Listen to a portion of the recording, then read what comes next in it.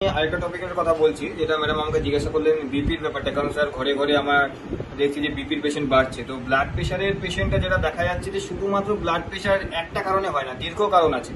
যেমন ধরুন কারো কোলেস্ট্রল হাই আছে, কারো স্ট্রেস লেভেল হাই আছে, কেউ বেশি পরিমাণ খাটছেন, দিনে 8 ঘন্টার জায়গায় 10 ঘন্টা খাটছেন, বা ম্যাচুরিটি হেল আসেনি, বা খুব পরিমাণ তাকে গায়ে খাটতে হচ্ছে, বা স্ট্রেস লেভেল হাই আছে। তো বিভিন্ন কারণে কিন্তু বিপিটা হাই হয়।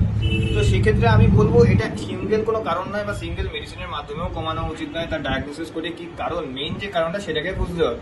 সাপোজ ধরুন আমি যদি একটা কথা বলি, কোলেস্টেরলের কারণে তার বিপিটা হাই হচ্ছে। কোলেস্টেরল কি হচ্ছে? কোলেস্টেরল হচ্ছে আমাদের শরীরের যে সাপোজ ভেনগুলো আছে, যেগুলোতে ব্লাড নিয়ে যায় এবং সেগুলোকে রক্তবাহক বলে। সাপোজ ধরুন আপনার বাড়ির যে কোনো পাইপ, যে পাইপ দিয়ে আপনি জল দেন, সেই পাইপের মধ্যে যদি একটা কাদা স্তর ঢোকে, তাহলে কি জলটা ভালো করে যেতে পারবে? সেটা তো যেতে পারবে না।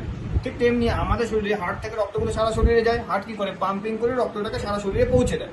কোলেস্টেরল কি করে? একটা চর্বির স্তর, যেটা আমাদের খাদ্যাভ্যাসের কারণে, বিশেষত খাদ্যাভ্যাস, যেমন আয়ুর্বেদিক বলছে সন্ধ্যের আগে খাওয়া দাওয়া কমপ্লিট করুন।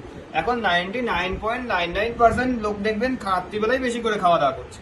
তো সেক্ষেত্রে তো এটা কেউ মানছেন না। এতে কি হচ্ছে? আমাদের শরীরে এই চর্বির স্তরগুলো জমা হচ্ছে, এবং খাবারেও প্রচুর পরিমাণে ভেজাল রয়েছে। এবং এগুলো থেকে কি হচ্ছে? চর্বি স্তরের মধ্যে যখন আস্তে আস্তে যে চর্বি স্তরটা জমছে রক্তবাহকগুলোর মধ্যে বা ভেন্সগুলোর মধ্যে, তখন কি করছে? হার্টের উপর বেশি প্রেশার দিতে হচ্ছে, ওকে ব্লাড সার্কুলেশন করা থাকে। তখন গিয়ে কি হচ্ছে? যখন বেশি প্রেশার আসছে, শরীরের উদ্বেগের পরিমাণটা বাড়ছে, প্রেশারের পরিমাণ শরীরে কিন্তু বাড়ছে।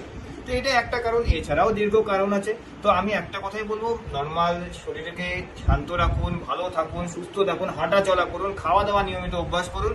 এগুলোর মাধ্যমে সুস্থ রাখুন। নর্মালি মেডিসিন তো রয়েছে, যেমন নির্মলের আয়ুর কার্ড রয়েছে, এছাড়াও ফিশ অয়েল খান, চিয়া সিড খান, বিভিন্ন সবজির উপর জোর দিন, বয়েল ফুডের উপর জোর দিন। এগুলোতে কি হবে? শরীরটা ভালো থাকবে, সতেজ থাকবে, আর সুস্থ থাকবেন। আয়ুর্বেদিকের সাথে থাকুন, ভালো থাকুন, আর আস্তে আস্তে এগিয়ে চলুন আয়ুর্বেদিকের সাথে নিয়ে। এটুকুনি বলে আমি শেষ করবো আজকে।